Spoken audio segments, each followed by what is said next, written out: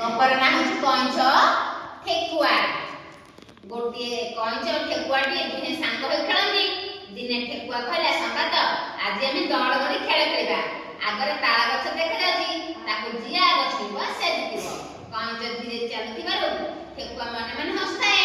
ଦୌଡ଼ ଆରମ୍ଭ ହେଲା। ଠେକୁଆ ଖୁବ୍ ଜୋରରେ କିଛି ଦୂର ଦୌଡ଼ିଲା। ଟିକେ ପଛକୁ ଚାହିଁ ଦେଖିଲା, କଇଁଛ ବହୁତ ପଛରେ ଅଛି।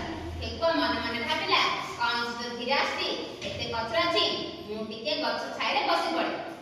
ହେଲେ କ'ଣ କଲା ନା ଠେକୁଆ ଧୀରେ ଧୀରେ ଆସି ଦେଖିଲା କଇଁଛକୁ। ଠେକୁଆ କ'ଣ କଲା ନା କହିଲା, ଠେକୁଆ ଧୀରେ ଧୀରେ ଆସିଛି, ମୁଁ ଗୋଟେ ଗଛ ଛାଇରେ ବସି ପଡ଼ିବି କହି ସେ ବସି ପଡ଼ିଲା। ହେଲା